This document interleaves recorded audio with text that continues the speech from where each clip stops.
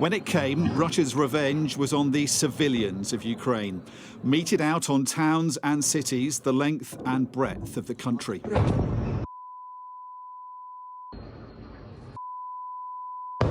This is Lutsk in the far west. These are thought to be cruise missiles flying in one after another, landing in residential neighbourhoods, igniting terrifying fireballs. This is Kharkiv, 600 miles to the east. Russia still claims not to target civilian sites.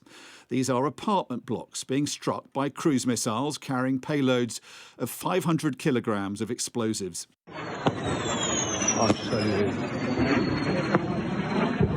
The impact on the ground was as predictable as it was tragic. Emergency services rushing to rescue the injured where Russia's aerial onslaught came down. Others not surviving the attacks.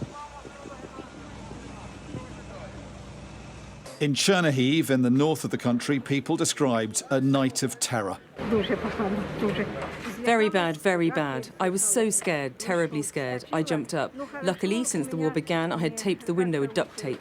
The glass, the shards, didn't get into the room. It was very difficult. It was terrible. Our refrigerator is pierced through and there are no windows left on this side at all. The front door won't close. There's glass everywhere. We're clearing it up. It was one of Ukraine's worst nights in months. President Zelenskyy called on the world to intervene and restrain the Russian aggression. The most important thing we can achieve together is to end the war with a decent peace and create reliable security guarantees for Ukraine and for all of Europe, so that no one in Europe is afraid of being left without protection. The aerial assault was retaliation for this. Ukraine's audacious drone attacks on air bases across Russia from the far north to the far east. Last night, Russia's ambassador to the UK told Sky News those attacks were a dangerous escalation. We have a limited conflict right now, which, of course, has a wider projection on the European security. But limited conflict should stay a limited conflict and not to escalate it, not to try to engulf World War III. That's the worst case scenario that we can imagine. A Kremlin spokesman justified last night's assaults as a necessary response to Ukraine's drone attacks on its bases.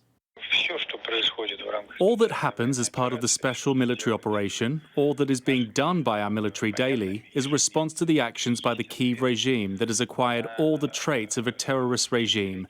And as for the overnight strikes in particular, if you attentively read the Russian Defense Ministry statement, it says that this is a response to the terrorist attacks by the Kyiv regime. This may be just the beginning. Ukrainian intelligence is warning Russia has more such attacks planned as it continues to lash out in rage at the destruction of its bases. Dominic Waghorn, Sky News.